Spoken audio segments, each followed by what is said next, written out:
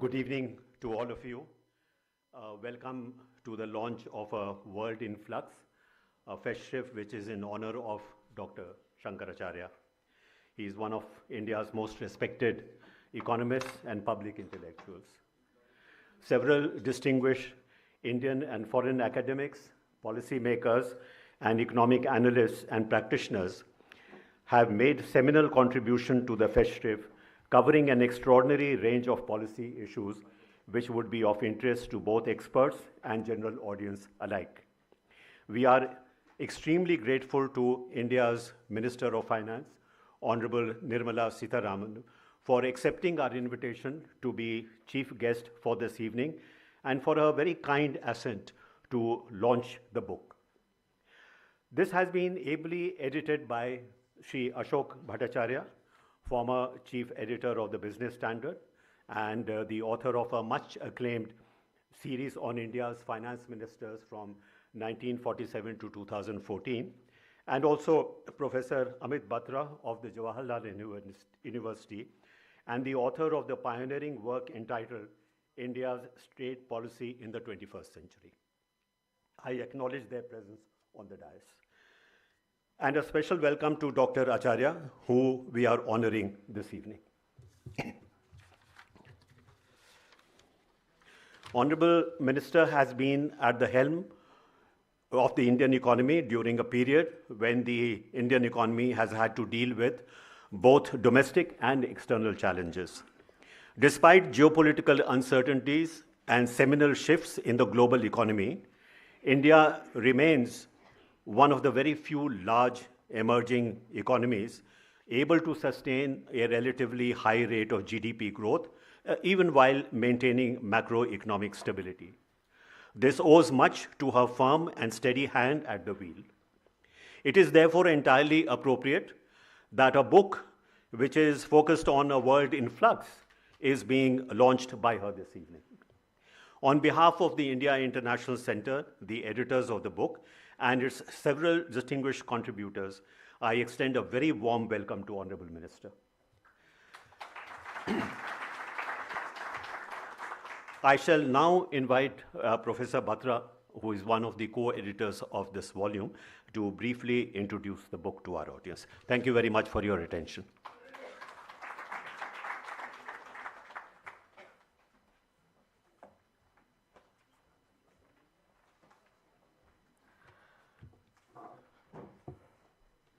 Good evening, everybody. Thank you so much for being here today, especially given the weather and that it's a Saturday weekend. We really appreciate your presence on this happy occasion of the launch of the festschrift in honor of Dr. Shankar Acharya. As many would say, and we do too in the introductory chapter, this festschrift has been long overdue. But I want to take this opportunity to say that this was not the first time that the idea of a festschrift was proposed to Dr. Acharya. The first time, a few years ago, it was met with much resistance from Dr. Acharya, not surprising, I would say, given how self-effacing he's always been. However, when we brought up the subject again a couple of years ago, he seemed a little less hesitant, a little more amenable, and we did not want to let go this opportunity. And hence, we set out to take up this project formally about 2 years ago in 2023. The decision to have the title of the festschrift as A World in Flux, India's Economic Priorities was not difficult for us. In fact, it came easily to us because by then we'd all had a glimpse of a changing world. Long-standing institutions, economic, foreign policy, trade policy instruments were all being used differently and being questioned more and more. But I have to say, and you can call it a happy coincidence, a pleasant surprise for us, the editors, that the title has become more and more apt as time has passed. The global context that we are in today, none of us would doubt, remains very much in flux. The world economy today is getting increasingly defined by trade protectionism, interventionist industrial policies, and an undermining of the erstwhile rules-based multilateral order. It is therefore important to ask if the old order remains relevant and if the old needs to be replaced by a new. If so, how? What should be its defining parameters? how this global dynamic will impinge upon India's development priorities and the opportunities it will create for India, these were among some of the questions and concerns that helped us define the overarching framework of the festschrift. With the title and framework in hand, we set out to do some matchmaking between issues that were both relevant and critical in the global and in the Indian context. We tried to match that with people who've had some association in a professional capacity with Dr. Acharya. Again, because of Dr. Acharya's cross-continental and cross-domain working life, we were able to draw upon some of the best minds in India and abroad, minus the two editors. We don't consider ourselves to be in this set, to reflect on issues ranging from climate change, global trade order, reform of multilateral institutions, growth and development, experience of Latin American and Asian economies, to, in the Indian context, macroeconomic policy, agriculture, public finance, digital economy, and urbanization. Overall, for us, the editors, it has been a hugely productive experience. Also for me, I would say, I found a friend in AKB in this journey that has been enjoyable. I hope AKB is going to say the same thing for me. We sincerely hope you will all enjoy reading it as much as we did working on this volume, and that it will also provide some useful nuggets for future policy making. Finally, for the launch today, we were again completely aligned in our thinking that a festschrift in honor of the longest serving Chief Economic Advisor to the Government of India can be launched only by the longest serving Finance Minister of India. Thank you. Thank you so much, ma'am, for giving us the privilege of your presence today. We are really very grateful to you, and thank you all once again. I hand it over to AKB now. Thank you, Amita. This part of the session would be kind of a conversation between myself and Ms. Sitharaman. So, the book is in front of us, ma'am. No, it's fine. Is it okay? Yeah, yeah. But she's my friend. The book is in front of us. It's called A World in Flux. Could we have, a few sentences from you on how you assess this world in flux?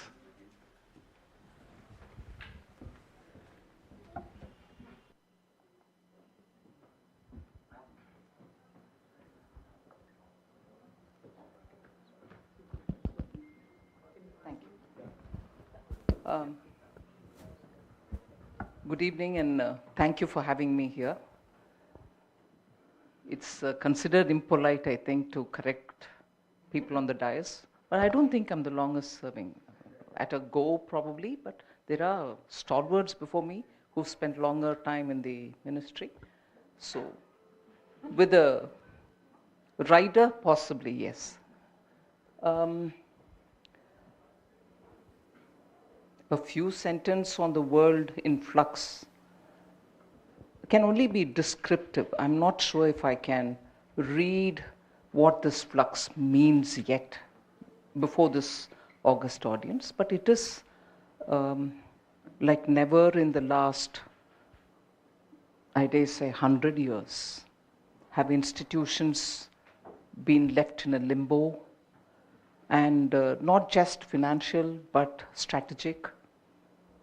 Every multilateral institution which serves particular purposes, which have successfully served earlier, are all now wondering where they are, what would be their immediate future, and how is it that they're going to redefine themselves.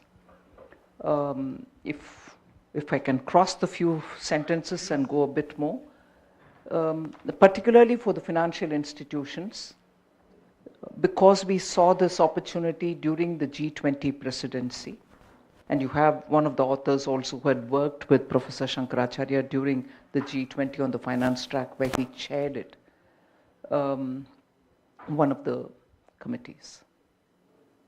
we saw an opportunity, and therefore Government of India in the finance track, during the track, picked up on issues which are going to be challenges in the next few years. But top of the agenda was reforming the multilateral financial institutions. We did have a very eminent committee which submitted its report, and at that time it looked as if it gave solutions. And at that time, Brazil also showed clean intent in taking that agenda forward, which to an extent they've taken it forward during their presidency, and after that South Africa. But the solutions and the TOR given at that time appear to me, with benefit of hindsight, as having been limited. If you have to go by what you see this flux is before you, we could have given a wider, even more wider terms of reference to that committee. But as time evolves, you only hope that it will settle down. But it is getting complex, more and more complex. So the flux is not for keen observers of global economy, of the financial world, to observe and tell us. It is there before us, even for a layman to see how complex and how even more compounded it's becoming. So the job of what I would see the observers is, tell us how to get out of it. Tell us, meaning not just India. It's got to be now a newly defined, newly fashioned multilateral institutions, not Bretton Woods 1, okay, Bretton Woods 2 is gone, is it Bretton Woods 3? It's got to be something like, if you could go for a currency with no gold backing sometime in the 70s, now it's already moving towards tokenization. And is that something which we see the depth of? Do we have a measure of it?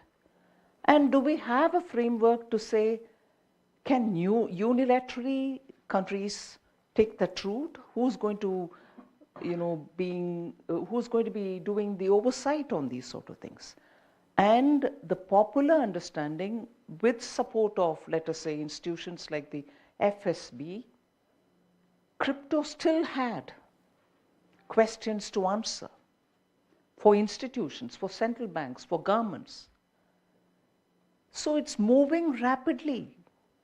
The flux is not there for us to say, oh yes, it's a dynamic flux. It's moving. And it's probably getting darker and darker because of the depth of complexity. Thank you very much for explaining this context. The subtitle of the book is India's Economic Priorities. So I'm tempted to ask you, what, from your vantage point as the finance minister of the country, do you think are the three topmost economic priorities you as a finance minister would like to be pursued? And well, one half of your book deals with that, right? Yeah, that's right. India related, and the other one is global.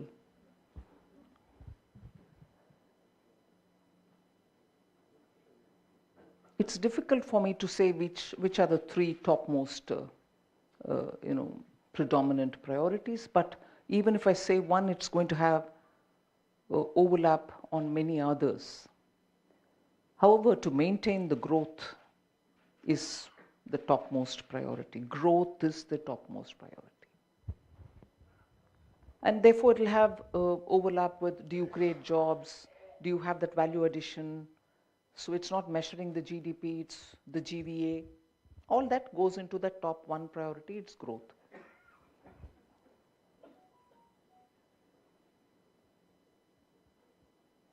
The global challenges, and how does India fit itself in a jigsaw puzzle where the pieces are all getting redefined every minute? So are you going to be a static piece, or are you going to be a dynamic piece yourself? And how do you go about redefining the contours of that piece so that it fits into that jigsaw, which is ever changing? Very complex. I've just put it simply using this example that we can take when we play the jigsaw, the problem. But it is every piece is dynamic, and you're there already, as are many countries, but are you going to be redefining yourself? How would you do it? Will you be fitting in it or not? So the global challenges are, I think, there, and therefore the second most important objective for India would be to be relevant, to be there, not just to be there, but to be in the leadership position, to be able to define how this move is going to take India forward along with the rest of the countries. We need to define the global institutions which are going to govern us for the next 100 years. Are we there? Are we at the high table? What do we have as an idea to give there, which is going to be beneficial to India as well? But in this constantly, because we are also talking that we represent the global south, is it just redefining our contours or taking even the global south's concern? High time, and India has been trusted for that role. So I would think the second priority would be for us to redefine the voice of the global south and fit ourselves also into it, and be at the table to be able to determine the contours of what the next 100 years would want. And the third is, of course, within India. It's one thing to aspire to be at the table. It's one thing again to aspire to say that we have to maintain the growth rate. But are we fundamentally giving the economy the necessary support in every which way, for every section that matters? At some point in time, it's create the jobs because you want to have the leverage of the demographic dividend. At some other times, you want your macroeconomic stability, so keep your fiscal prudence. Be sure that your budgets are made, keeping in mind that you've committed yourself to reduce the debt to GDP. But with all this said, are we attending every aspiring section's aspirations? What do we need to do? Is it just giving money, or is it giving the overall ecosystem through which they themselves can aspire to grow? How do we reprioritize on very many domestic economic aspirations?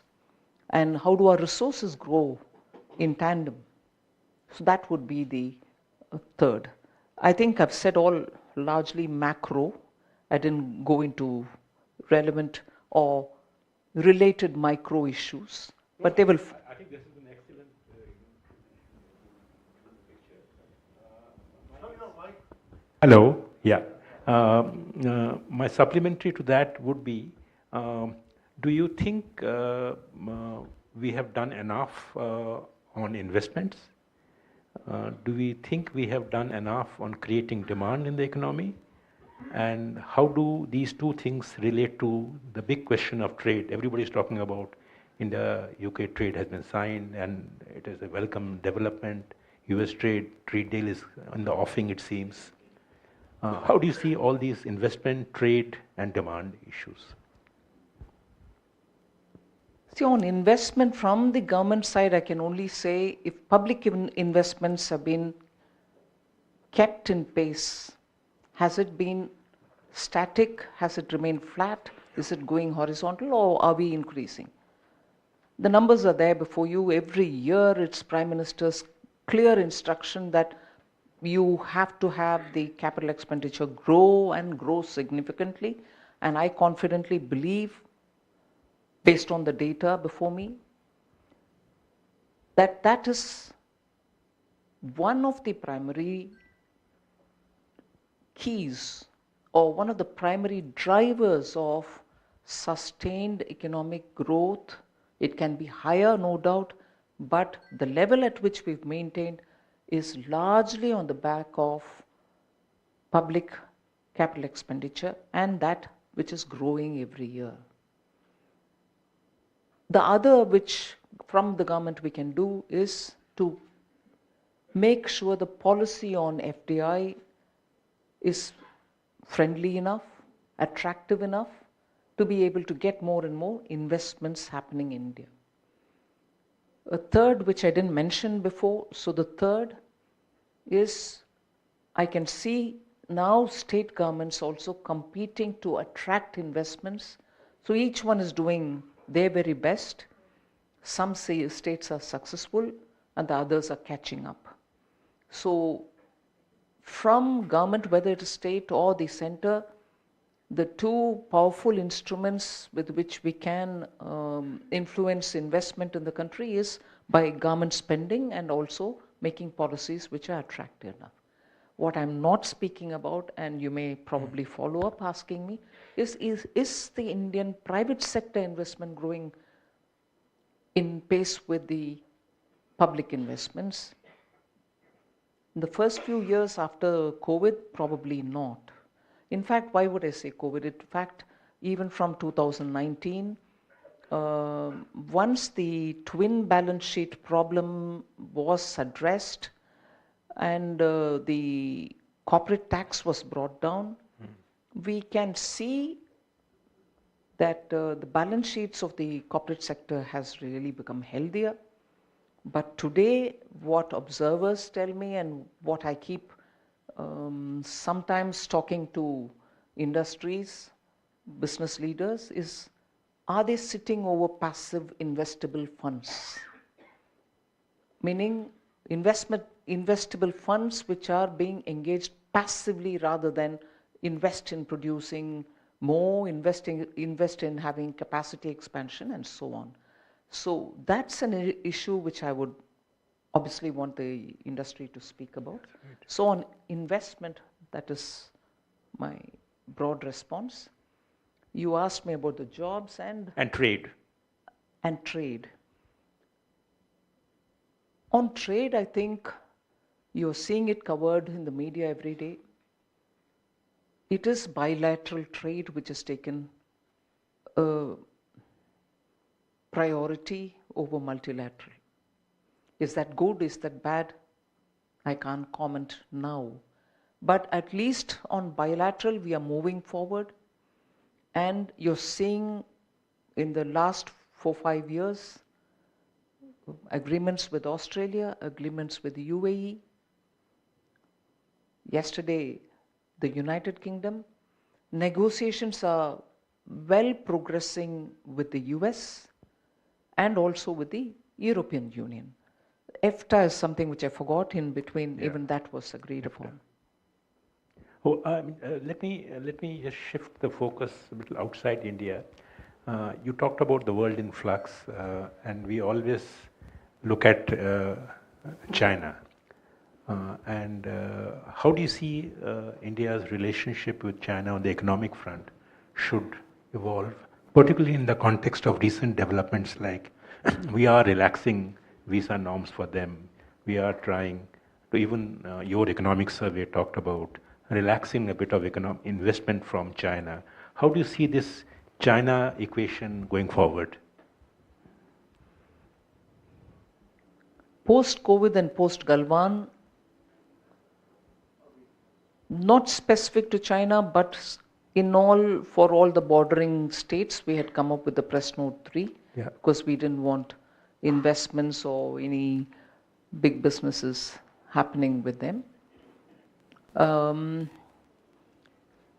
Immediately post that, I'm sure most of you all would have read it in newspapers, in some of the renewable energies areas where the entire project was being done by, let us say, China, and because of PN3, you had difficulties in getting the technical experts to come and continue with the project to get completed, couldn't travel. During COVID, it was largely because of their restrictions and our restrictions, global restrictions and so on, but PN3 also had a bearing on it. That to some extent was relaxed because the projects where, let's say, 2/3 of the activity had happened. The last 1/3 was suffering because we couldn't get the personnel who had to come to finalize and finish the project. And during the tariff war between the US and China, there was a lull. But yes, you're right in pointing out that there are now, from the bottom, if I can use that expression, a call saying we need more access and we need to have a lot more interaction and possibly opening some windows. And that's not just from our side. Even Chinese, I think, have been approaching through the MEA.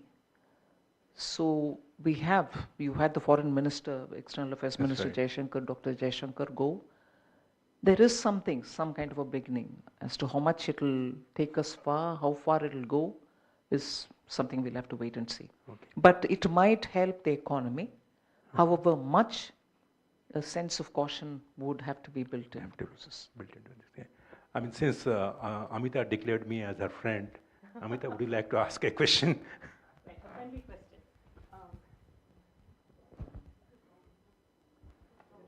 Okay, yeah. Just that, ma'am, in the last...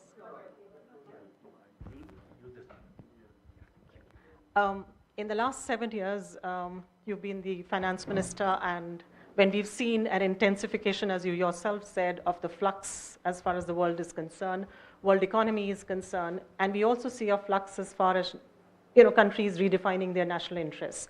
Friends and allies are getting redefined in this on a constant basis. In this atmosphere, when you attend multilateral meetings, at the G20, at the BRICS, World Bank, and IMF, are these meetings, face-to-face meetings, more challenging? Are the discussions more challenging in this phase? And if so, do you think this is only a passing phase? We've resumed the bilateral conversation in the recent past.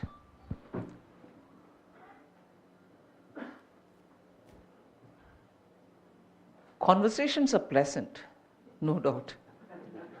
But what you speak about are difficult things. And they're not negotiations yet, is what I would feel, at least from my last few engagements. It's more setting the table to order.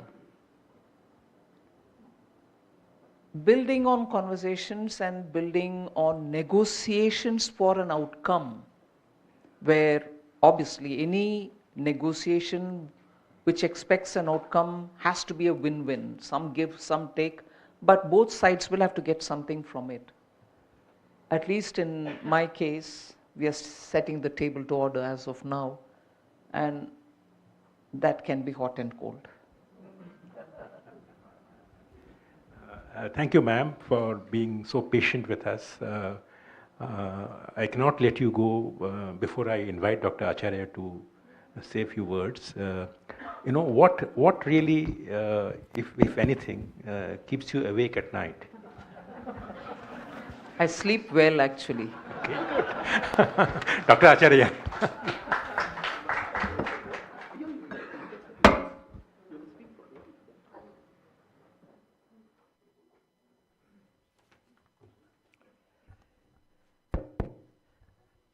Can you hear me? I'm told I'm a soft-spoken person, so at the back, can you hear me? Okay. I'll try and keep speaking onto the mic. Honorable Finance Minister, Ambassador Saran, my editor friends, and they're both very friendly to me and to each other. Ladies and gentlemen, I'll confine my remarks to expressing gratitude. It's a bit like a vote of thanks. To begin with, it's a pleasure and an honor to thank the Honorable Finance Minister for gracing this happy occasion. Having worked 15 long years in the finance ministry, in the finance ministry, I have some idea of your impossibly busy schedule and the enormous pressure of manifold responsibilities that one can't, I think, even after 15 years, I can't really imagine it in your place. Therefore, I'm doubly grateful and honored that you could find the time to attend today.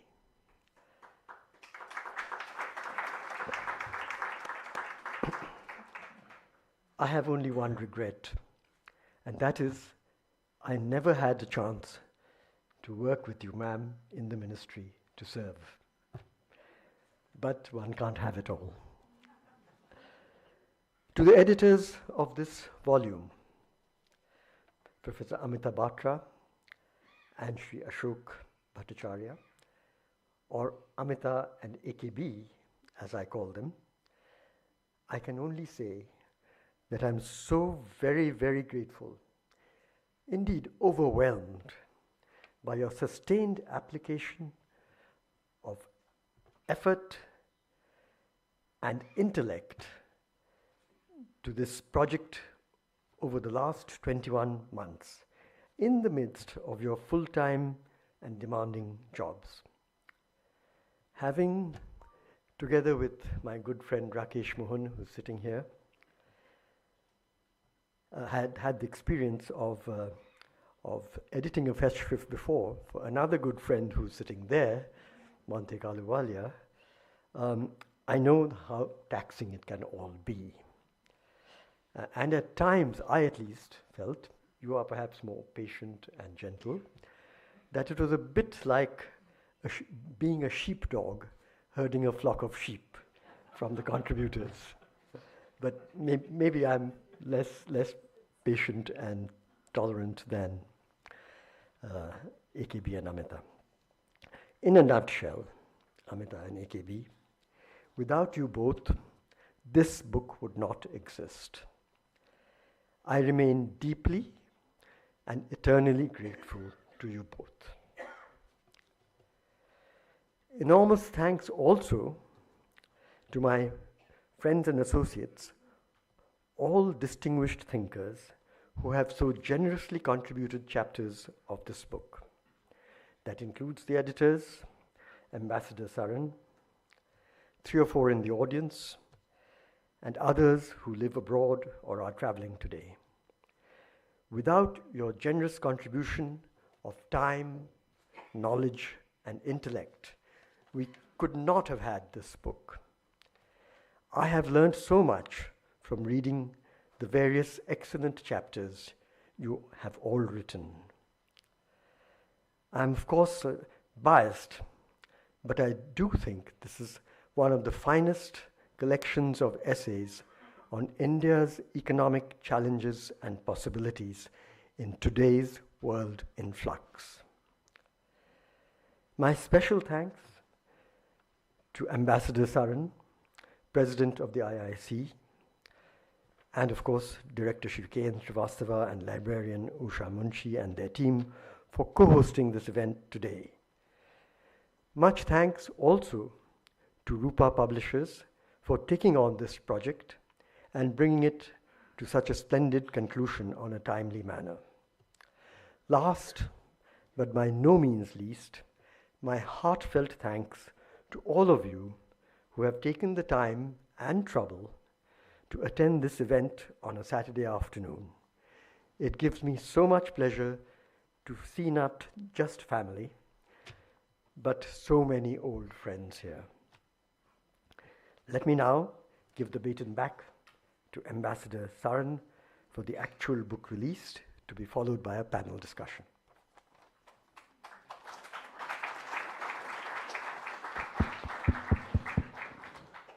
Thank you very much, Shankar, for those very, very moving words, I would say.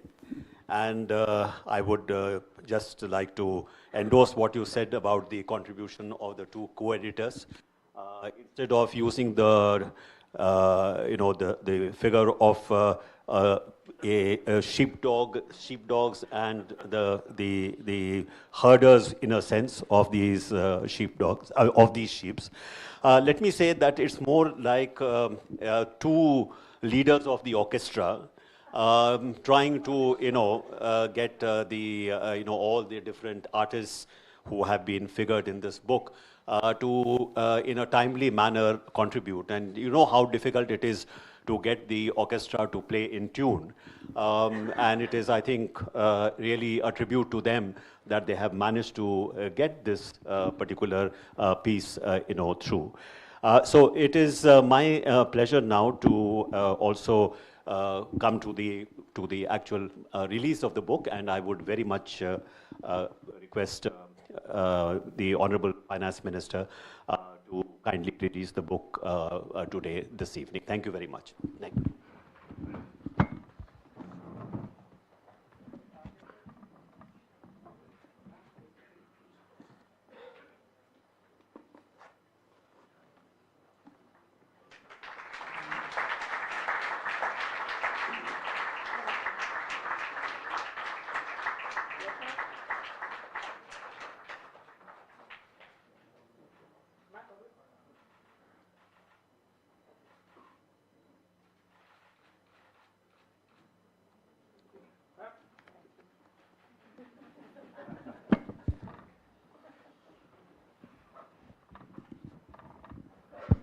So, Honorable Minister, the next part of this program is a very brief and very informal conversation amongst some of the contributors to the book, and I would like to ask the two other contributors who are taking part in this discussion to join us on the stage, Mr. Montek Singh Ahluwalia and Mr. Sajjid Chinoy. Please do come to us. Would you? No. Would you like?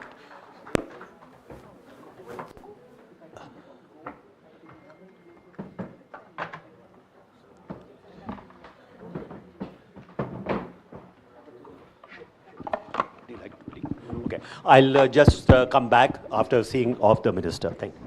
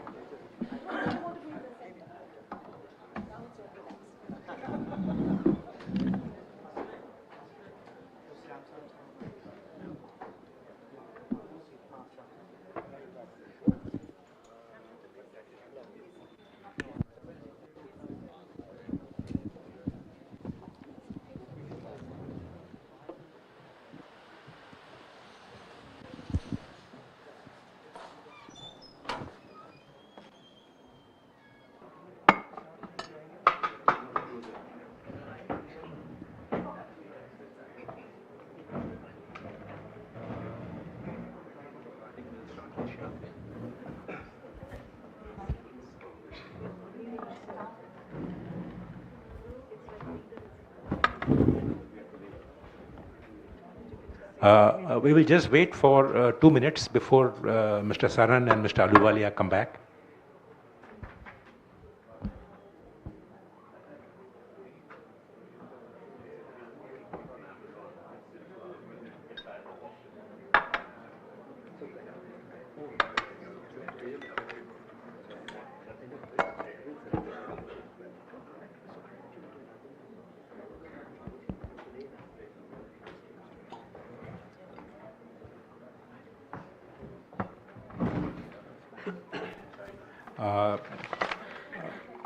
So we start the second, we start the second part of this evening's function, and this is a discussion on the book. And what I would do is this, that I would request Mr. Saran to give us his perspective on the geopolitical situation that prevails at this point in time. Before I do that, let me welcome Dr. Sajjid Chinoy to the dais. And Mr. Ahluwalia was already here, but he's going to join us in a short while. Mr. Saran, your perspective on the state of the geopolitics in the world right now. Shok, it has become a cliche now to say that we are going through a very turbulent phase in geopolitics. two or three points I would like to make initially. One is that although it may seem that what we are going through is unprecedented and is something that is, without any markers from history, to me, a little bit of study of history shows that actually we have been through these kind of inflection points in history a number of times. And so since this is Shankar's festschrift, I wanted to indulge in a little bit of poetry. There is a very fine poem by William Butler Yeats in 1919. 1919 is important because we have just been through 4 years of the First World War. You have been through the Spanish flu, and there is great uncertainty as to what is going to happen now at the end of the war. Would there be a period of peace now and reconstruction, or whether this kind of a very, very unsettled world will continue? And in fact, the unsettled world did continue for quite some time and ended in another war in 1939. But hopefully that will not happen. But it's worth, looking at some of the lines he has written, because I think these lines actually describe what we are going through very, very aptly. And it says, this is a poem called The Second Coming by Yeats. And it says, just a few lines I'm reading: things fall apart. Most importantly, the center cannot hold. I think that really describes, in a sense, what we are going through. Mere anarchy is loosed upon the world. The blood-dimmed tide is loosed, and everywhere the ceremony of innocence is drowned. And you just have to look at what's happening in Gaza to see this is precisely what is being described. The best lack all conviction, while the worst are full of passionate intensity. So in a sense, when I read these lines, they seem to very, very, in a somewhat very, apt manner described, in fact, what we are going through. So in terms of, some of the points that Minister made, we know that we are going through a period of great change and turmoil.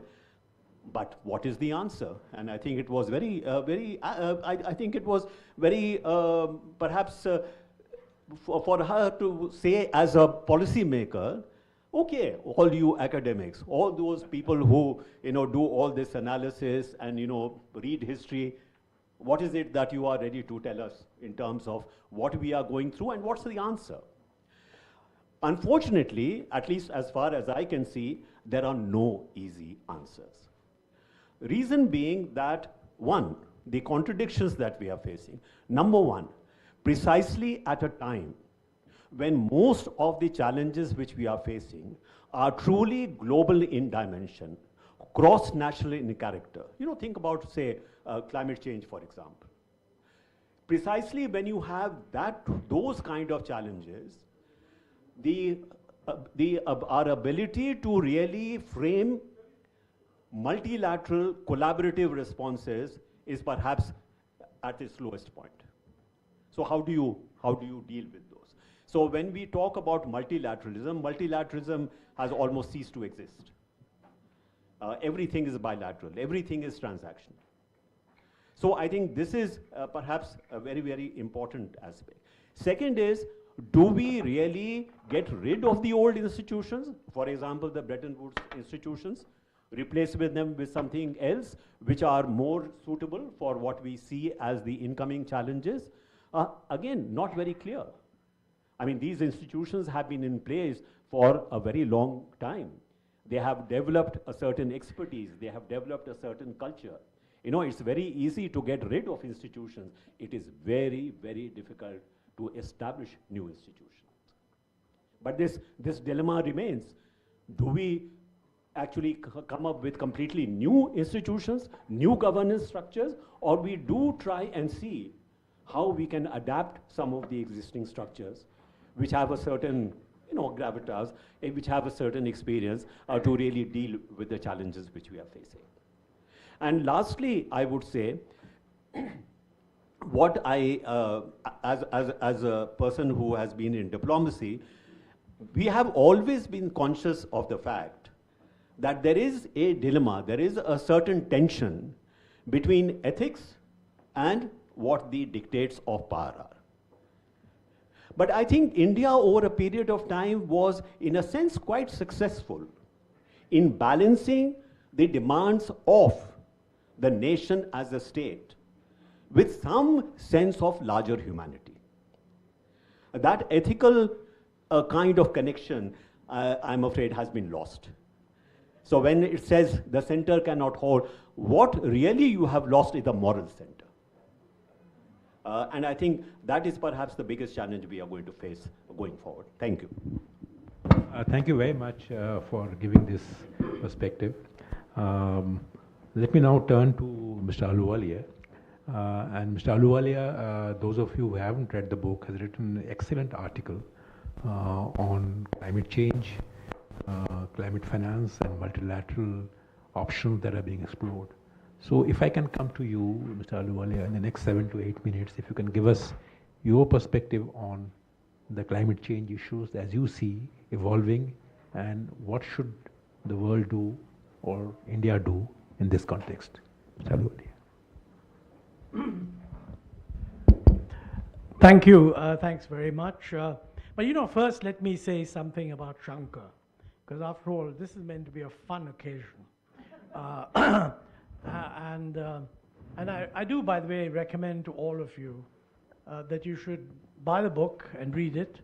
I've actually read quite a lot of the articles other than the one I've written, and I have to say that the authors have done an excellent job. As a matter of fact, there's no issue that is relevant for India that doesn't figure somewhere, and it's all there: agriculture, infrastructure, urbanization, trade, climate change, macro balance, and so on. So in that sense, it's a tour d'horizon, and written by pretty knowledgeable people, and I certainly enjoyed reading it. So first of all, even though I'm one of the humble lot who've written pieces, I do recommend everyone else's. And as far as Shankar is concerned, it's a real pleasure to contribute to this festschrift for him. I've known Shankar for almost 6 decades. Now, that's a pretty long time to know somebody. But and I mean, he was present.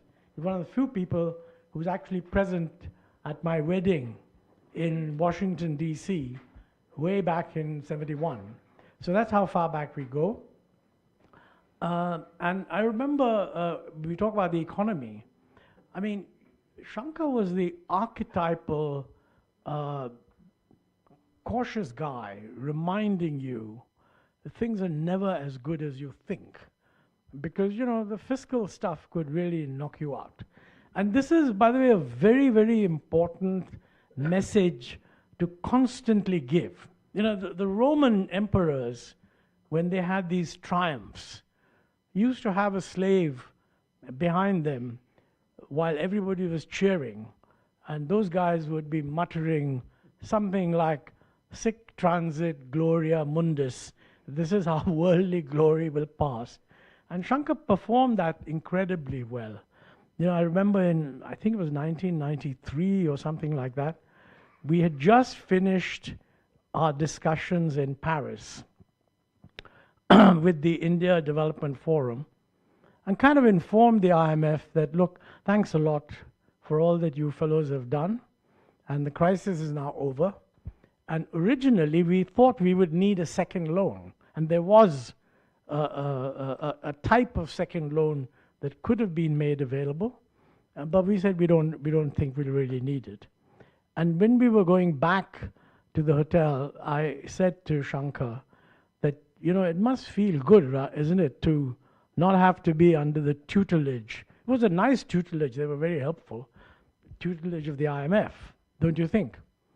And Shankar sort of said, well, we went to the IMF in 1981, we went again in 1991, and I'm not sure that we won't be going again in 2001.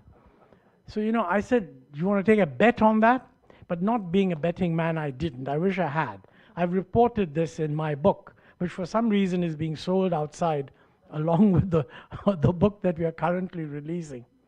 And that, I think, does indicate something about the gain in economic strength of India. Because the truth of the matter is that what happened in 1991 did fundamentally unleash a lot of productive and even institutional capacities that prevented a crisis from happening. It's not that we never came close to a crisis. I mean, in 2013, when the taper tantrum happened, Ben Bernanke announced that, you know, all this loose money that we've given, this is going to be reversed. And all developing countries went through a real crisis. We did too. Reserves falling, rupee depreciating. And there was a lot of talk that, you know, the US should have been more responsible in making these statements, because while it's okay you're announcing your economic policy, but if you're a systemically important country, you should be concerned about what it will do to the rest of the world, okay? But the interesting thing is that I mean, at that time, my good friend Ruchir Sharma, who sort of descends on India and Delhi every 6 months to pronounce on the state of the economy and the world, listed us as one of the fragile five. And I told him, look, you're exaggerating based on the reaction to a short-term phenomenon. And the interesting thing is that we were able to handle that without going to the IMF. And we took all the corrective steps that were necessary domestically, and the economy stabilized very quickly, and we didn't have to go again. So I really felt that that was a demonstration. Now, that was way back in 2013. That's almost more than 10 years ago. And we haven't had a crisis since then, although many, many other countries have been pushed to rely on the multilateral institutions. I think that is an indication of some strength of the economy, which is good. Now, to come to the climate change, which is an unbelievable mess. I must tell you that, you know, thinking back on even, I think our good friend Raghuram Rajan ticked off Bernanke at the time for making statements that would have an impact on the rest of the world. And he said that it's the responsibility of any systemically important country to do things keeping in mind what it will do to the rest of the world. Now, that is certainly not what is happening right now. The most systemically important country in the world is cheerfully embarking on a completely transactional, non-predictable series of actions. And climate change is one of the areas that has been phenomenally affected. You know, I don't know, how many minutes are you giving me? Go ahead. My God. Speak very well. Economists are not used to a world without resource constraint. If you allow them, they'll just keep boring people, you know. So I'm going to count on you to signal when I have 2 minutes left, okay? No, for many years, I would say that if I were asked, what's my assessment of global progress on climate change? It's been very, very mixed. It's been very, very long. It's been very, very wordy. But you know, until recently, one could argue that over this long period, since 1992, and we are fortunate to have Nitin here, who was right there at that time looking after environment for the world. Since 1992 and the Rio conference, the world has been meeting every year to discuss how to manage mitigation, that means reducing emissions, and also how to do adaptation, because the climate change would have gone on even if people did a good bit of mitigation. That requires adaptation. And the developing countries would constantly argue that, look, you guys caused the problem, don't ask us to do any mitigation, you should be doing the mitigation and you should be giving us financial assistance. And this was broadly accepted. I mean, in fact, over time, developing countries were made to realize that, look, you've got to do something. I mean, particularly since China got into the act as a developing country, but very rapidly became the largest polluter. So the idea that because you're a developing country, you have no responsibilities wouldn't carry much weight. And to our credit, we did accept more responsibilities. I mean, in the COP 26 or something in Glasgow, when Prime Minister Modi said, look, we will also go to net zero by 2070. That was a big commitment for a country like India to make. And at that time, the perception was, this is terrific. For the first time ever, all developing countries have agreed that they will actually reduce their emissions levels, and the world must provide some finance to help them make the transition. You know, in the 3 years since then, I mean, the whole thing has turned upside down. I mean, the United States has walked out of the Paris Agreement once again. To give you an idea, the reversal of policy in the United States means that whereas the Biden administration had promised that US emissions will go down by 40% compared to the base level of 2005, the current US policies means that this reduction will be only 3% by 2030. So that's a huge turn, and it's a real issue in such an environment where the developing countries were 2 minutes. So that's a big question. What are other developing countries going to do? And I mean, the second thing is that the willingness to provide finance has also eroded. And this is before Trump. I mean, in Baku a year ago, the idea was that the world was going to decide how much money to give. And it's quite clear that what was being expected by developing countries was much more than what actually came about. And that is before Trump. Since then, President Trump has clearly rubbished this whole business and said the World Bank, etc., should not be financing any of this.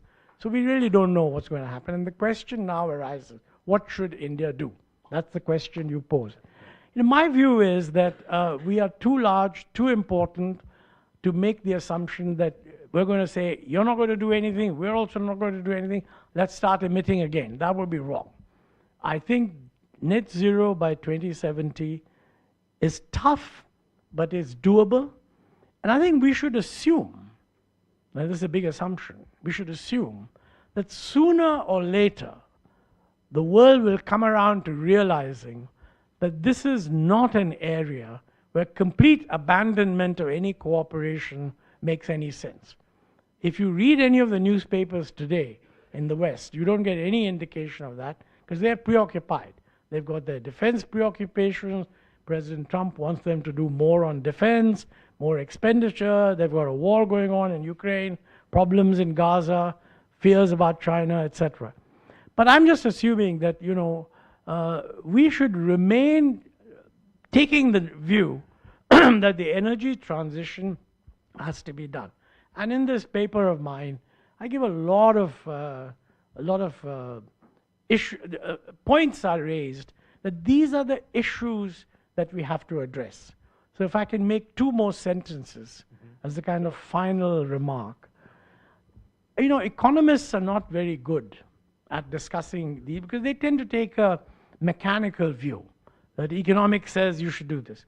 Actually, the politicians play around with this idea of the Overton window, which Pradeep and I were discussing in another context. The Overton window is a window of what are viewed at the current moment as credible, likely options.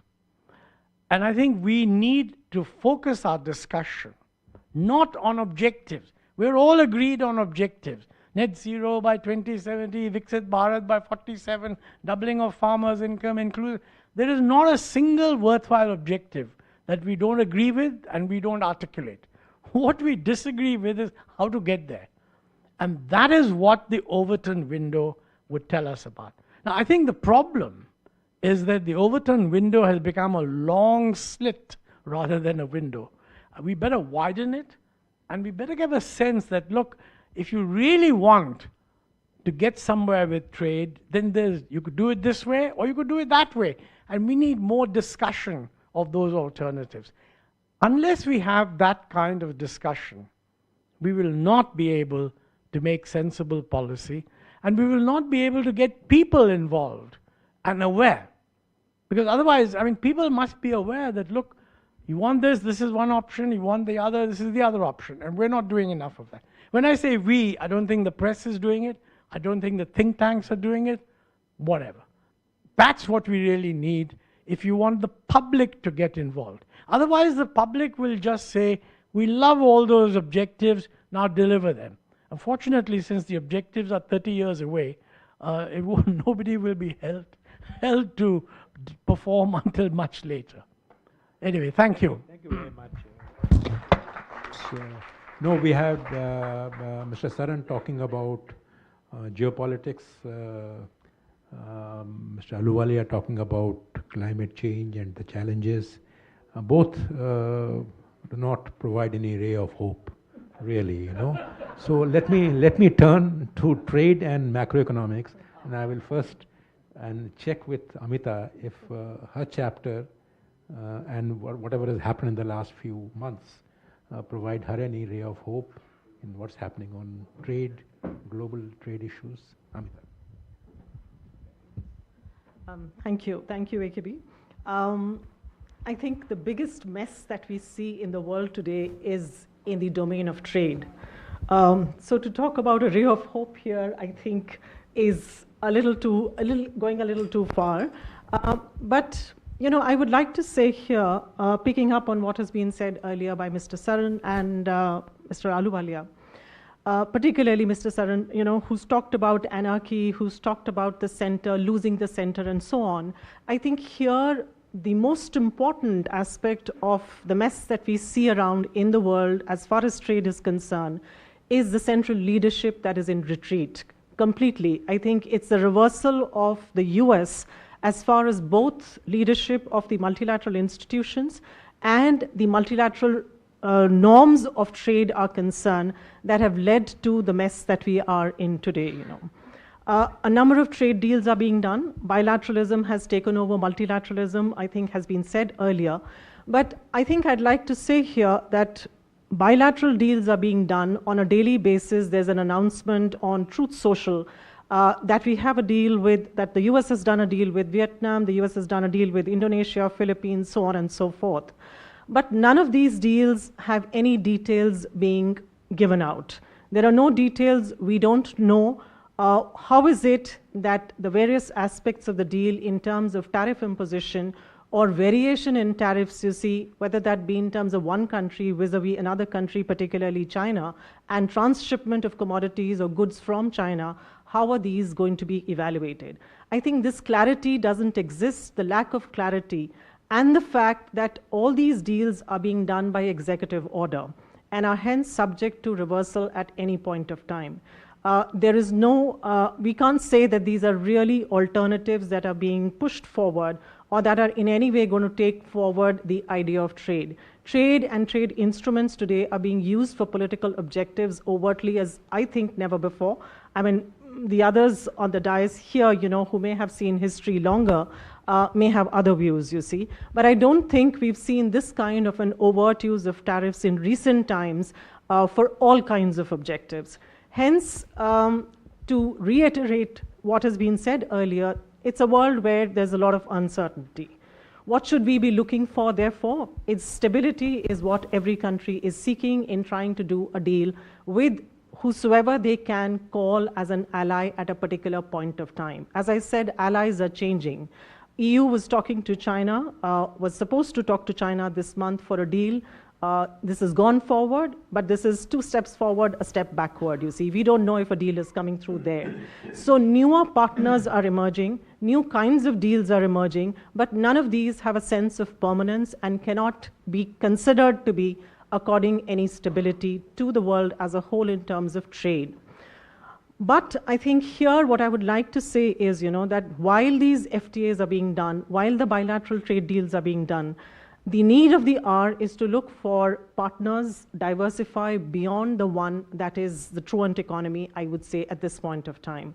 And India is rightly doing so. I think we've just accomplished a trade deal with the UK, which, as I think, is one of the best deals that we've done so far in terms of its comprehensiveness. I think it's a huge signal in terms of India's desire to open up, India's desire to bring down its tariffs, and this is the first time I think that we've done 90% tariff lines being, close to 90% tariff lines being liberalized for an economy, which is substantially all trade as per the definition of FTAs by the WTO.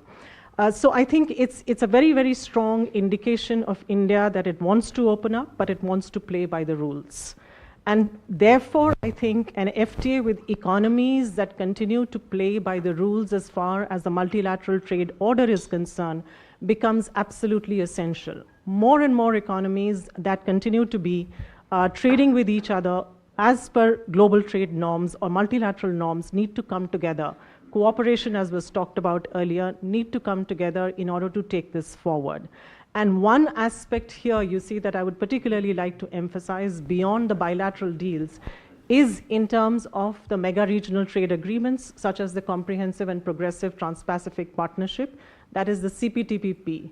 If we can make an effort to join the CPTPP, signal our desire to, or basically apply for the membership of CPTPP, I think that will be a good and a further indicator of the kind of change that we need as far as India is concerned to consolidate what we have started to move forward with, and also consolidate, I think, as far as the larger global context is concerned, the establishment and the perpetuation of rules-based trade.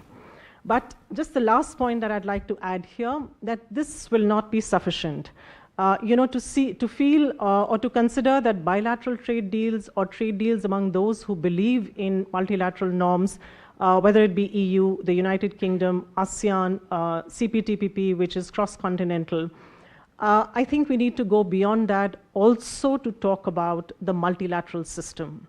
I don't think the WTO can be given up on so easily or should be given up on so easily.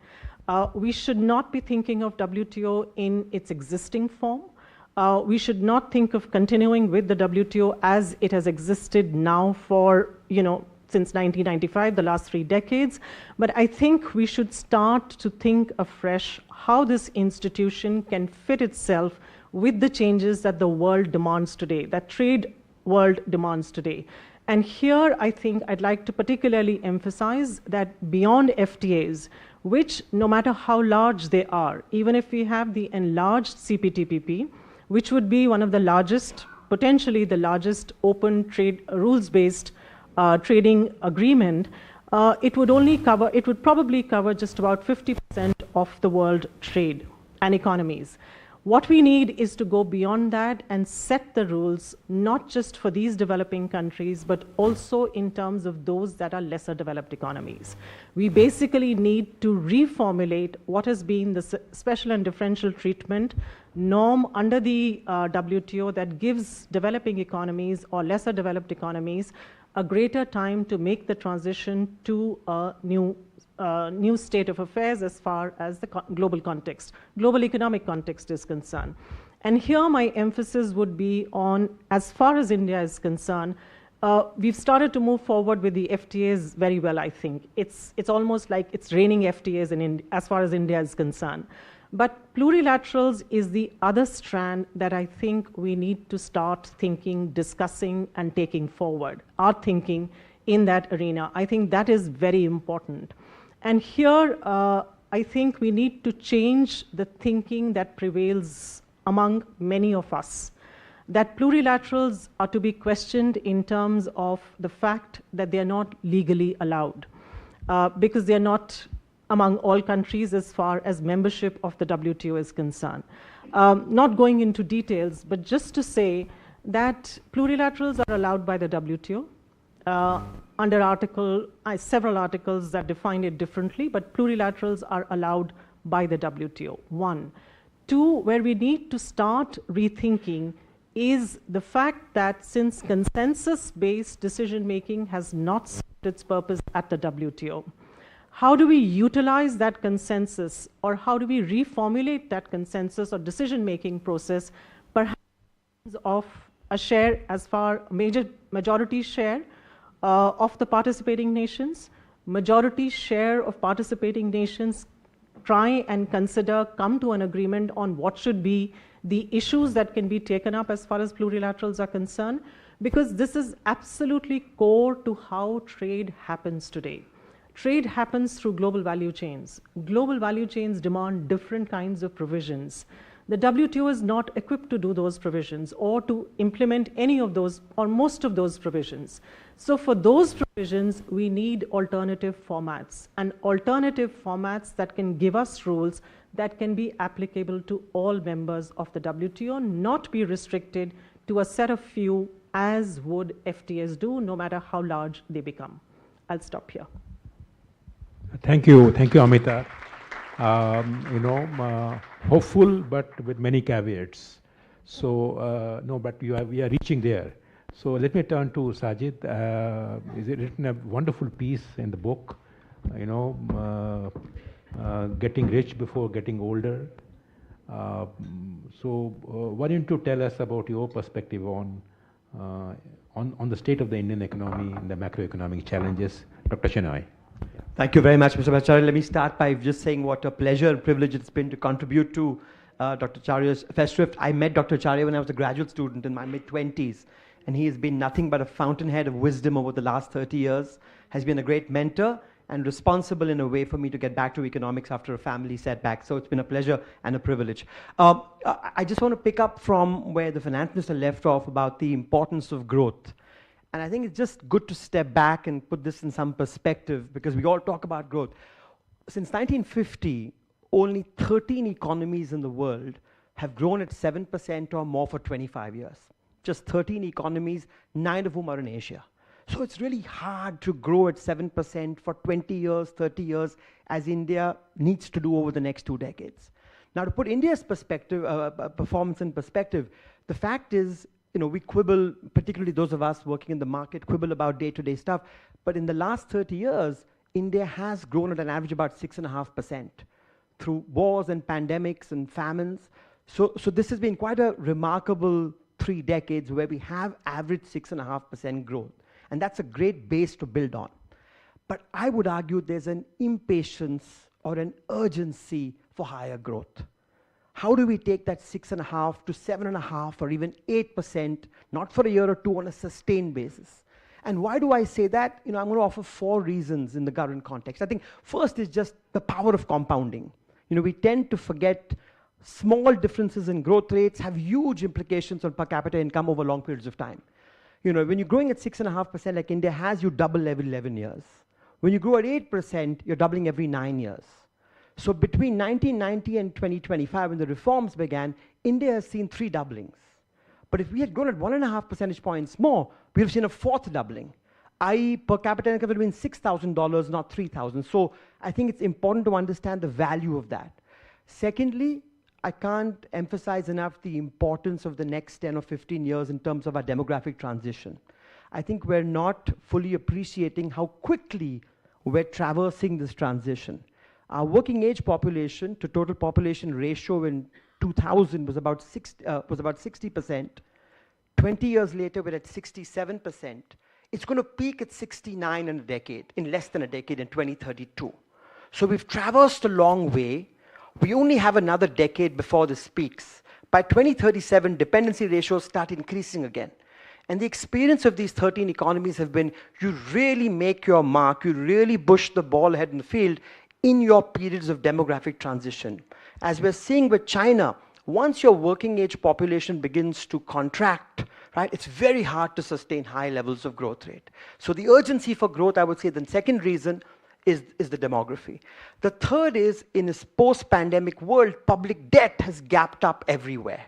Now, there's no, in my mind, sanctimonious level of debt. What matters is, from a sustained perspective, is debt to GDP rising, or is it stable, or can we bring it down? And here again, small differences in growth rates have a huge implication on debt dynamics. If India can grow at 11% in nominal terms, we don't have to do very much on the fiscal, and debt to GDP will come down very well over the next 10, 15 years. If we grow at just 9%, which doesn't seem so different from 11, then debt to GDP actually climbs, and then you have to make difficult fiscal choices to stabilize debt. And the fourth reason I would say is, I think all emerging markets have suffered some scarring from the pandemic. Most economies are still below their pre-pandemic potential path. I think that was just an inevitable consequence of this once-in-a-100-year shock. The countries that weren't, the US and Brazil, are actually paying a price today for their fiscal excesses. And so when you're below your pre-pandemic path, the urgency for growth is even greater to ensure that that scarring is not permanent. It's just transient. So I would say, while we should take comfort from the 6.5% growth, the real debate has to be, how do you push that to 7.5 or 8 on a sustained basis? Now, why is it going to be so hard? Because I actually, I think a world in flux typifies what's happening, but I worry even more about the global backdrop.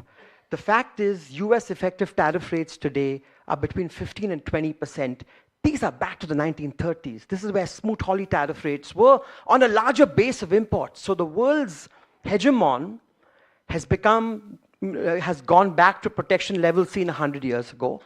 And I think the fact that the trade, as Dr. Batra was saying, and exports have been the lifeblood of all emerging markets. So when the world's biggest economy shuts down, just very hard for everybody else, number one. Number two, you've got China with all this massive excess capacity, which is going to redirect its excess capacity to other emerging markets, including India. We saw that in 2018. We've seen that in the last 3 or 4 months. The US slapped on 40% tariffs in China. China's exports through May, quarter on quarter annualized, are growing at 20%, because those exports have now gone to ASEAN, Latin America, North Africa, the Middle East. So I would argue there's another China shock that's coming the way of emerging markets, because when the US erects these tariff barriers, all that capacity will have to be absorbed by other emerging markets. And the third part that worries me is just this non-linear technological progress, where given the inexorable increase in technology, capital-labor ratios around the world have just spiked the last 15, 20 years, including in India. And how do you create jobs in an environment where productivity of capital is so high? So I would argue, I call it the 3 T's. Tariffs, trade diversion, and technology are going to pose a really challenging backdrop for India to grow at that 7-8% for the foreseeable future. So I'll just summarize briefly what I prescribe in the book, and it's easier to say these things than do them.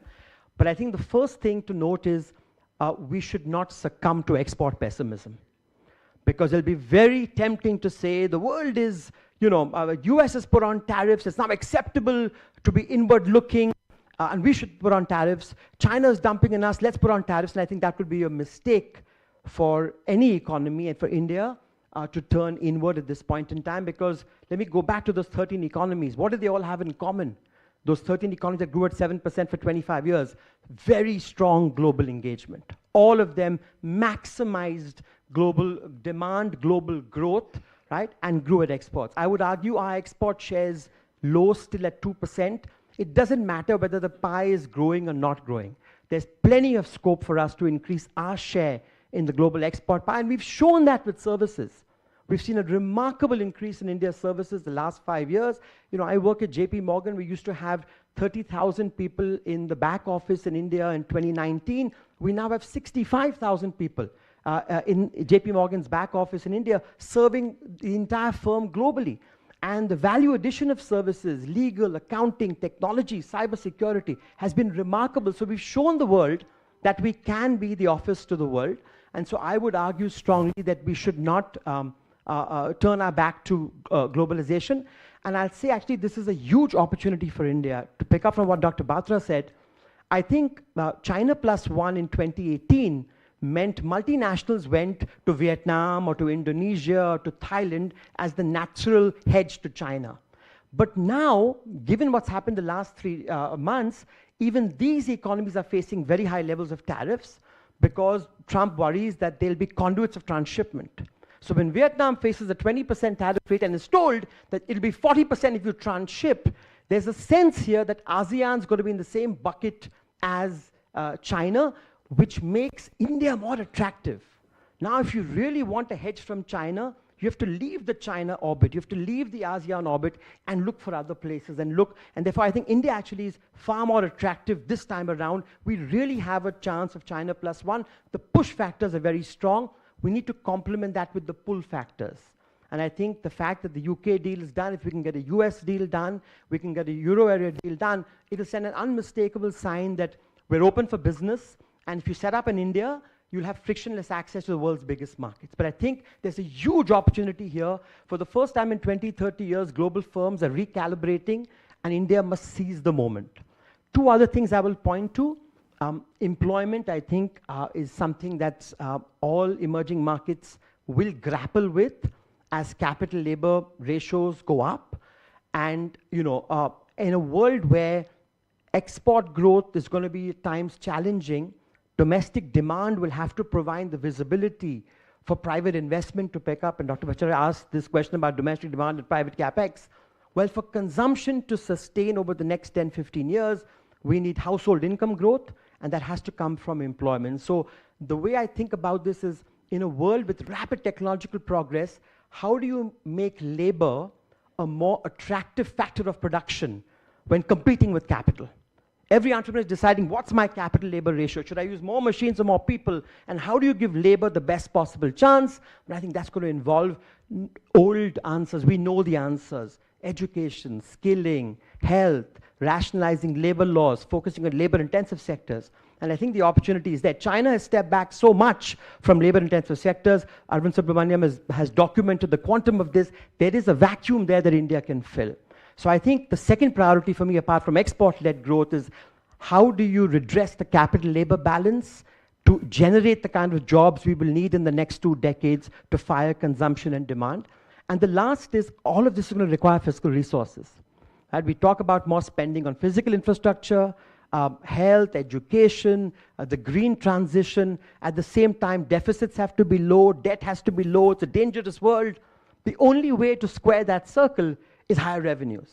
Now, I want to again point out, to the government's credit, we've seen very good progress on this. We tend to forget, in FY24, India's gross tax to GDP for the first time ever exceeded 18%.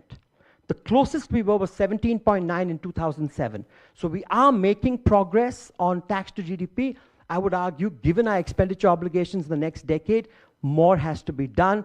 Personally, I would push for direct taxes and asset sales, not indirect taxes. Our ratio of indirect taxes is too high, and indirect taxes are regressive. So we want more direct taxes, we want more asset monetization. So I'll just summarize by saying this is a dangerous world out there. I actually think it's more ominous given this tariff, trade diversion, and technology than we believe. And I think the only way to inoculate yourself in this world is to do 2 things. A, sustained high growth, and B, macroeconomic stability. Here again, I think the government deserves a lot of credit because over the last 10, 12 years, since the taper tantrum, we've institutionalized macroeconomic stability. India has gone from the fragile 5 to now the safe haven. We have an inflation targeting framework, reserves are close to $700 billion, the fiscal framework is credible, the current account deficit, nobody even talks about that, is 0.5% of GDP. So I think if we can do the institutionalization of macro stability and aspire for higher growth, we won't have to go back to the IMF again. Dr. Chinoy. It's a wonderful presentation that you made. Growth and stability, the 2 key words. Before we go to the audience, we will have a short 2-minute round with our panelists. But let me sort of reveal to you a secret. Dr. Acharya did not want to take part in this discussion. But yeah, so 2 of us finally convinced him. So and he's agreed to answer 1 question. My question to Dr. Acharya is that everybody is praising the book, and our egos are really got inflated. Now, why don't you tell us what is missing in this book? What is wrong with this book? And probably you will bring us to ground reality, Thank you. His photo is not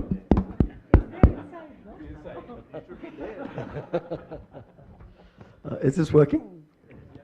Yeah.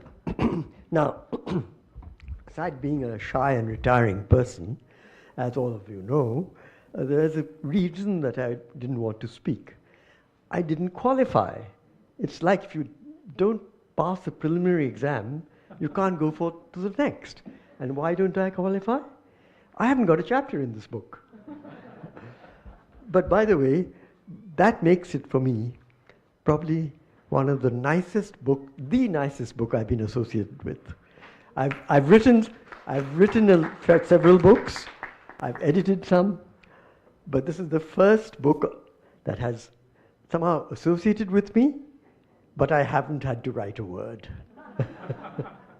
So the reverse of that is I don't qualify to speak. But since you asked me that question, AKB, I think the one area I would have liked to see a chapter, and I hesitate to go and say all this because I think it's a tremendous book, and as I said before, you know, I'm full of gratitude for all the people who've worked in the chapters, and you and Amita have edited and written chapters.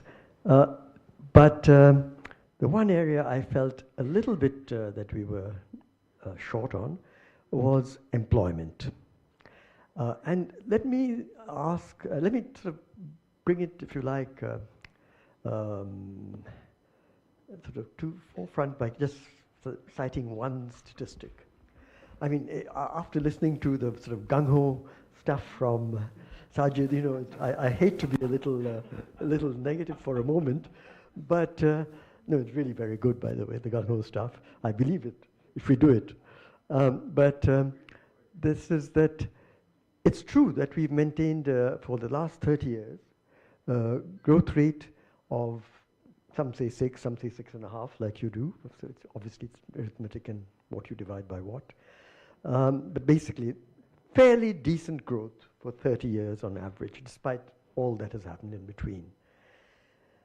However, during those 30 years, I was looking at the data the other day on employment, not so much total employment, but if you look at the breakup of total, it partitions into two: informal employment and formal employment.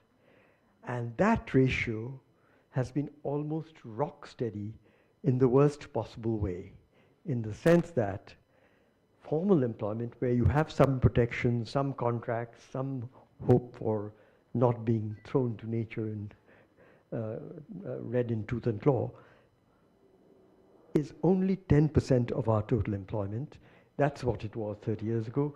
That's what it is in the last data I saw, despite 30 years of growth. And if you put it in the context of the slogan or objective of Viksit, no developed country has anywhere near that small ratio of formal employment in total employment. They're well above 50%, some are 70, 80%. So when people say we must grow more, of course we must grow more. But I think there's obviously something else we have to do to change the ratio in favor of formal and away from informal. And that's the reason I think that's an area I would have liked to see someone tackle that. Thank you. Point really well taken, and we appreciate that point.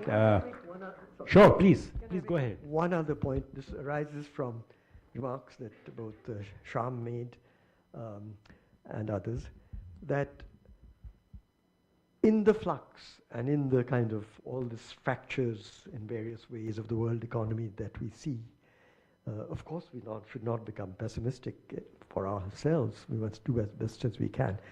But I honestly feel that the 75 years between the end of the Second World War and approximately 2020, we saw a kind of global boom with its ups and downs. Nothing is a straight line, which it's for me very difficult to foresee in the future. I mean, of course, we've had COVID, so there's a gap there.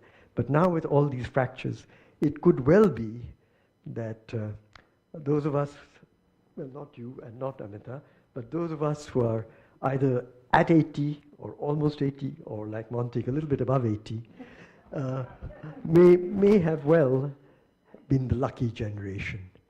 And those that are a lot younger I won't reveal your ages, but not younger. And certainly those who are in their tens and teens and 20s, I do think that they may not enjoy the kind of next year is going to be better sense that on the whole, a large part of the world population did. Thank you. We'll just go in for a quick 1 minute answer round, and I will reverse the order. I'll go to Sajjid first. And you know, the finance minister talked about the role of FDI.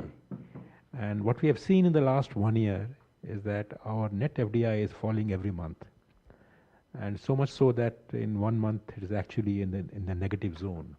What role do you see, and why do you think this FDI is it reached a point where we need to worry, and it is happening mainly because of repatriation, disinvestment, and Indians are investing more abroad? Maybe the Indian global ecosystem, industrial investment system is not attractive enough.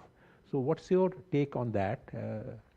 And just to clarify, I didn't mean to underestimate the challenge of what lies ahead. In fact, I was making the point that 6.5 is good, but you need to be at 8, and to be at 8 in this global environment is going to be very, very difficult and require deep-rooted reform, on employment, on the fiscal, on the external sector. I think just to reinforce the point Dr. Acharya was making on employment, which has been challenged more of pandemic, India was typically seen as always being a supply-constrained economy, right? For many years, it was agriculture, it was infrastructure, it was sometimes balance sheets, bank lending capacity. The good news is those constraints have been alleviated, but we've now seeing kind of a demand constraint, right? And if you ask me about the FDI issue, I think we can quibble about the whether it's inbound or outbound. Ultimately, FDI is highly correlated to a domestic private capex cycle. When you get private investment, then you typically get complementary FDI with it. And the question really you have to ask ourselves is, why haven't we seen a private capex cycle for the last 12, 13 years? The first 5, 6 years were understandable, that you had leverage and balance sheets. All that's been cleaned up now. And therefore, I keep emphasizing the importance of demand visibility. In a world in which you have so much excess capacity in China, in a world that is so integrated, entrepreneurs make decisions based on global output gap, so to speak. And in a world in which exports will be challenged and you've got the China double pincer, you need to see more domestic demand visibility to make investment decisions. I would argue, I'll just end with this, that the fact is utilization rates have been at about 75% for the last decade for a variety of reasons. You need high utilization rates to induce entrepreneurs to invest. That in turn requires domestic visibility. That in turn requires consumption as a domestic driver of demand, which then again goes back to Dr. Acharya's point about employment. So when I spoke about capital labor ratios, it really was as a means to say, it's not just growth rates that matter, it's the distribution among capital and labor, and that needs to be, the skew needs to be better, or the distribution needs to be better for labor to compete with capital, and through that you get the consumption visibility and then the investment visibility. So I think addressing the demand constraint, addressing consumption, addressing employment becomes key even for FDI. Thank you. Amita, you gave 100 out of 100 to the government on concluding the India-UK trade deal. Was it only the deal, the kind of tariffs that we agreed to? Were there any other factors that were at play that helped us conclude that deal?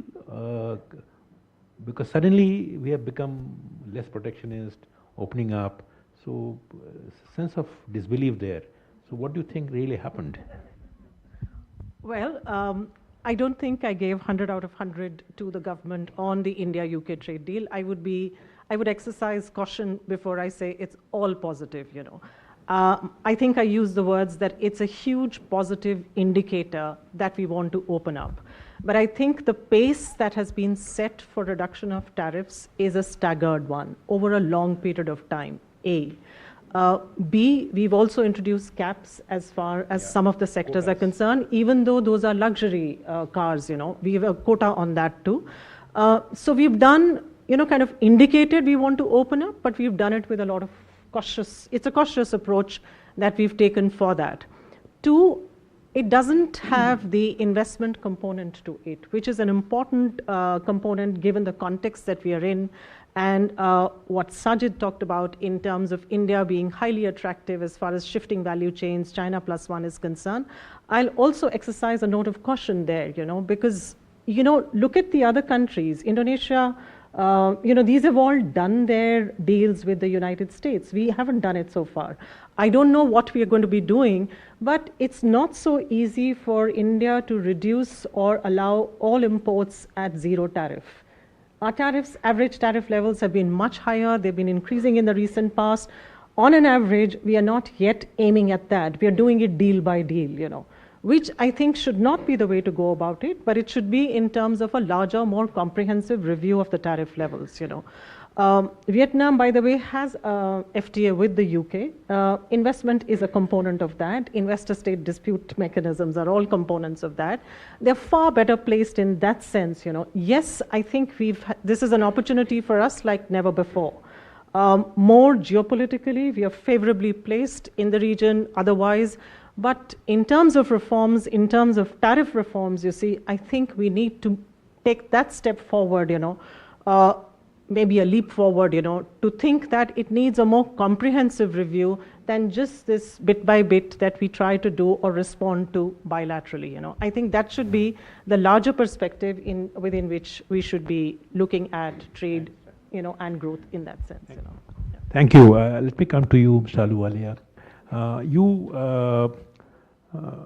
Is there any hope on climate? I mean, do you see any hope? Because you talked about many things which were pretty, disappointing. So, well, look, as a personality factor, I always believe there's hope. So I don't approve of that there's no hope. Though I must confess, you have to look very hard right now. I think you have to remember one thing, and that, unlike trade and so on, I mean, climate is a long-term development. And it's quite possible that many people think that the present position of the US government may change.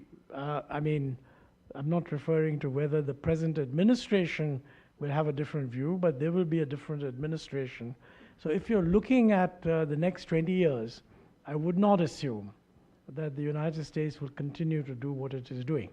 Quite frankly, what it is doing completely violates any kind of notion of good economic sense. So I'm just assuming that that will somehow filter down. It is incidentally a massive condemnation of the much praised multilateral institutions, that not a single one of them has called them out. I mean, the International Monetary Fund is the institution charged with systemic surveillance of the global economy. It has said that the huge amount of uncertainty is likely to lead to lower growth and lower trade. But it hasn't seen fit to point out that most of this uncertainty is because of the actions of largest economy. So, one has to, I mean, this is what the French call the exorbitant privilege of the United States. We've lived with it before, we might as well live with it a little bit longer. I think on climate change, we have to recognize that, a lot of the damage that not addressing climate is doing falls on ourselves. I mean, if you're going to keep burning fossil fuels, you're going to keep polluting the air, it's our grandchildren or even younger whose lungs will not develop as much as they should. And yet, I mean, a lot of environmentalists I know are very concerned about the reversal of the decision to put in flue gas desulfurization in thermal plants. And, these things happen. I don't know what the pros and cons were, but the fact of the matter is you need to be vigilant. You need a public that is actually constantly aware of what is good for it and what is not. That's why I referred to the Overton window.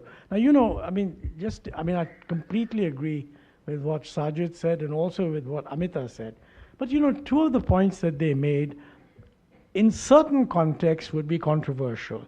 She said, and I agree with that we should join the CPT, whatever it is. It's terribly long. Yeah, absolutely we should, okay? He also said that, you know, we need to take all these advantages, look at why investment is not coming.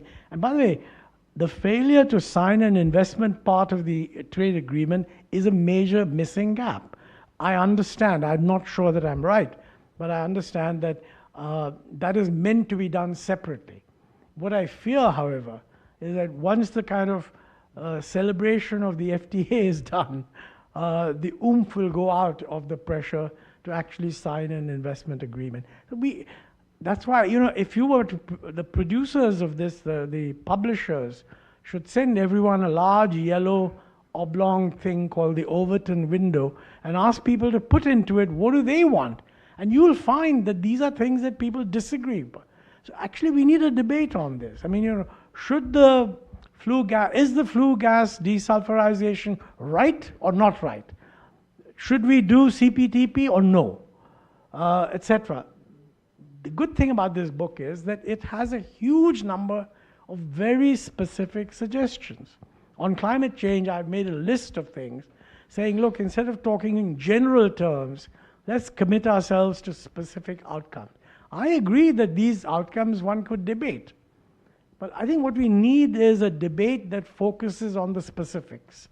Otherwise, everyone's in favor of trade, investment, growth, and all the rest of it.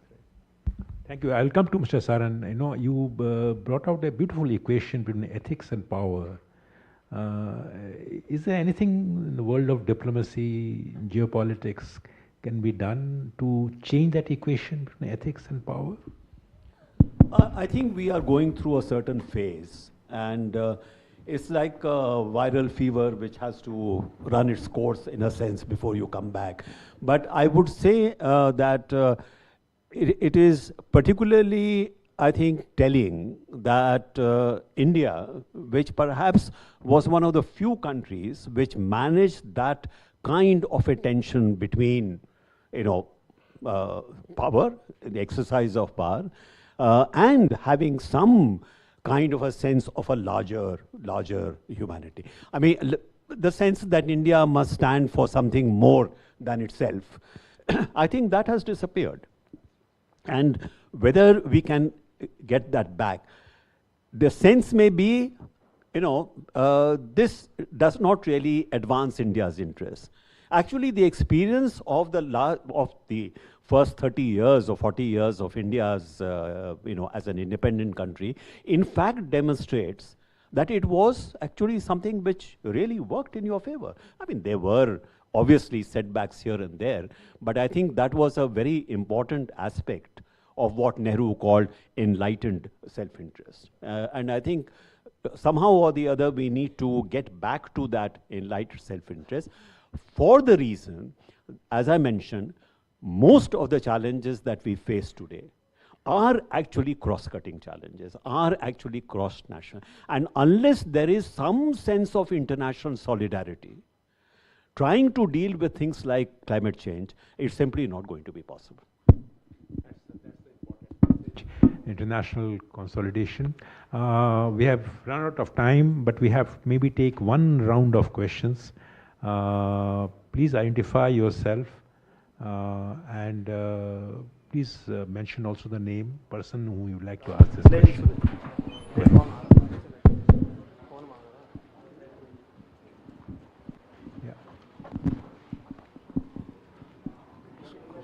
Yeah, go ahead, please. Mr. Das.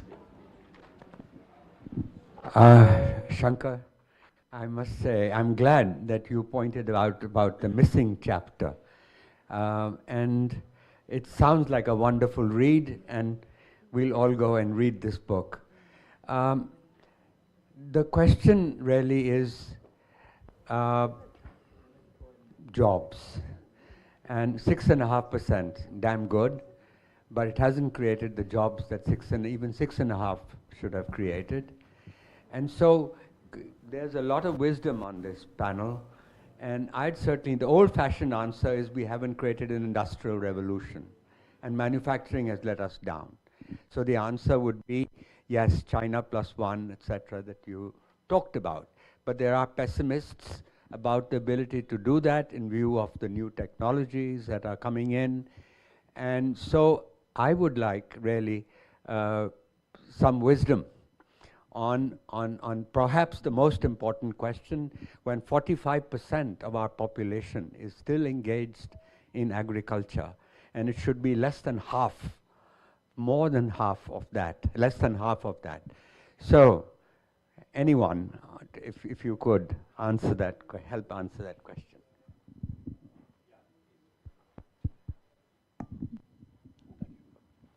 Sensei Raj, founder of Vision India 2032. Well, the beautiful piece, what Montek said, is the Overton window. And then, of course, piggybacked by what Dr. Amita Batra said about the plurilateral efforts should be done with the macroeconomic development by Mr. Chinoy. However, I think we have put too much amount of the importance and the focus on the bad boy in the world, that is, everybody knows, that the US rollback. But then how do we really counter that? Is India going to really grow up its spine, number one, in terms of setting the norms? And in that, a plurilateral renaissance is what is required throughout the world in creating the power sectors that would be with the Europe, which is scrambling to India now, having almost on an everyday basis, trying to involve India in some sort of a deal, some sort of building bridges. So the question really is, what are those three things, apart from the power, value, and of course, the setting the norms, in which India is involved in, which I see in a very haphazard manner, but can we come together truly? Like one in what Montek said is that, that's the final question, is that, can we really engage with the industry? They are the stakeholders. Can we engage with them? Can we engage with the general public and say, how can we bring about a truly change? Your remarks, please. Thank you. Any other question? Yeah, please. Yeah, good evening. My name is Abhishek. I'm a management consultant. So my question is, in 1991, we had what is called as product market reforms. In the absence of agri reforms, which the Modi government tried to bring but had to be called off, in the absence of agri reforms and labor laws reforms, do we think we can manage this 6-7% growth into the next decade which we are talking about? I think, would you like to take question? It's always very difficult, but 2 points. I mean, what Gosharan said earlier, I mean, obviously the answer lies partly in what Sajjid said, that 6.5 is not good enough. Can we do 8? The employment that we would generate moving from 6.5 to 8 is quite substantial. I agree with you that technology is changing in such a way that in certain areas, and particularly this coding business, I mean, the software which is meant to be a strength, from what I understand, I mean, AI is going to more or less do coding without coders. And a lot of the coding work is going to disappear more rapidly than we think. But in other dimensions, I don't think that will be the case. It's only this segment that will be affected. If we can move into application of AI so that we generate higher quality jobs there, that may offset some of this decline. But the induction of AI into the rest of the economy, I mean, we think too much about when are we going to become the global leaders. We ought to think of becoming global leaders in inducting AI. Now, if what everybody says is true, that bringing in AI is going to lead to a huge increase in firm level efficiency, we ought to be asking ourselves, is that happening? And there's a huge range of things which could be done there, which would actually improve both the quality of jobs and maybe allow for some expansion also. That's linked to what was said about formalization. I mean, too much of our medium, small, 90% of the employment is generated by firms employing less than 10 people. And that is simply not, I mean, to call that the backbone of the economy is, I think, missing the point. I think there's a fundamental problem where we need to formalize a large part of this, digitalization, GST, whatever it is. So that's one whole set of things that needs to be done. You know, on agriculture, I want to make one important point. I mean, somebody said there was opposition and the agri reforms had to be taken back. I mean, I think that was partly the way it was done. But let's face it, agriculture is a state subject. So what is wrong with adopting an approach which peddles to different states, state-specific agricultural reform?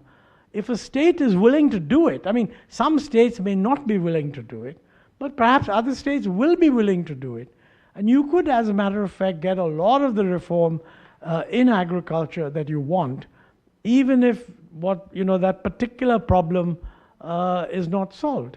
I mean, the fact of the matter is that most of the growth in agriculture has taken place not in cereals. It's in non-cereals, where things like MSP, etc., don't actually operate. And I think we need to see whether a state-led agricultural reform process can work or not. Now, one of the biggest things we could do, and I think that's where my Overton window, I would put this up and it'll be controversial. If we stop central subsidies that are targeted to particular forms of intervention in agriculture and pool them all and just say we're distributing this to the states, you support your agriculture whatever way you like, I think you'll see a real change. The problem at the moment is the states don't have resources, and we are spending a huge amount of resources to schemes that we actually like. But it's not clear that they're the right ones. I mean, I would say pool the fertilizer subsidy, pool even the PDS thing, pool all kinds of things, collect the money, give it to the state governments for agriculture, and let them decide how they want to support. Some states will do the right things and others won't. Thank you. Sajjid, you would like to respond to the question? Yeah. Can you hear me? Yeah. No, I think I'm stating the obvious that I think employment is the most important challenge that we have in the next 10 years. I would argue that upping the growth rate is a necessary condition, but not be a sufficient condition. Because I do worry that in a world of non-linear technological change, every activity, manufacturing, and now service is going to become more and more automated. So I go back to the initial proposition that this is something the world has grappled with since the Industrial Revolution. How do you create a more level playing field between capital and labor? And I would say there are two things we can do. One is, what can we do today to give labor a better chance? And I would argue, again, the old stuff, education, skilling, retraining, I would argue scale and labor laws. Rana Hassan has this great statistic from 25 years ago, which hasn't changed very much. When Chinese real wages went up, right, that apparel business didn't come as much to India as it should have. It went to Sri Lanka, Vietnam, and he tried to understand why. And what he found was in the apparel industry, at the time, this was I think in 2005, 80% of workers in that sector in India worked in firms that were 8 people or less. 50% of workers in the same sector in China worked in firms that were 400 people or more. An 8-person firm in India can't compete with a 400-person firm in China. So I think there are things we can do to redress the balance between capital and labor. One final thing I'll say is that there is still a lot of labor-intensive manufacturing happening around the world. It's happening in our neighborhood, in Vietnam, in Bangladesh, in Sri Lanka. And the question is, how can we attract a larger fraction of that pie? Very final point I'll make is I think we shouldn't underestimate the value of creative destruction.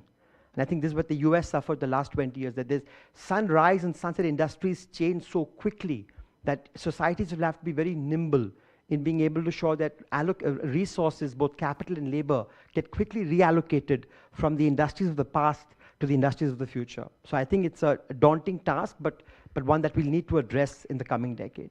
Thank you. One final question from Dr. Rakesh Mohan.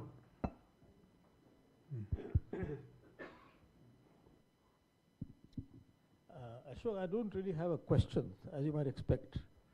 I want to make 2-3 points. One, starting from just what Sajjid said, that there's excessive, I mean, he didn't say this, but he implied it, there's excessive pessimism on the possibility still of labor-intensive manufacturing and exports. I would like to say a little more on that, which is that, we seem to be focused on these fantastic trade deals that Amita referred to with countries that are going down. UK is not going to go up. The demand is hardly there in UK. What are we so happy about doing a deal with UK, a country that is way down like this? Okay. Same thing with going after EU. The demographics are such that demand is not going to increase. But we're running away from RCEP, which none of you even mentioned actually. We did mention CP, TPP, whatever it is, okay? But the point is, for the next, she mentioned, of course, CP, whatnot, right?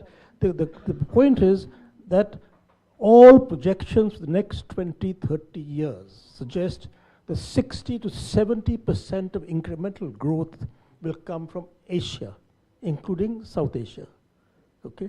So 4 billion people.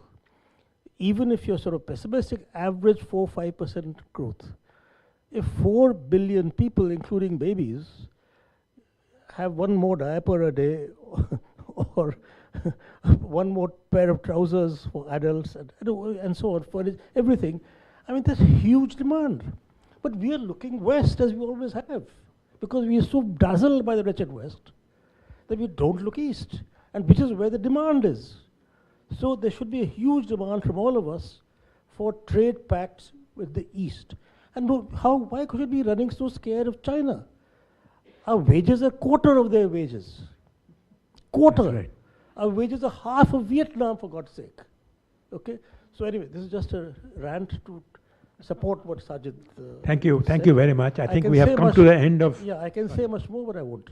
Sure, thank you. Thank you. I think, we have completely run out of time. We are supposed to close hard stop at 7:30, 7:35.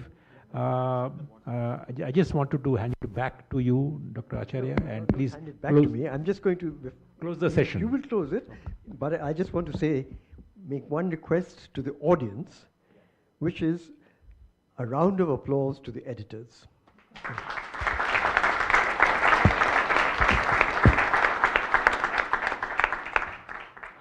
Another round of the honor round also. Yeah. So it was a wonderful evening, rich and thoughtful, and I think thanks to the panelists here and thanks to the audience, with this we end this session. Thank you very much.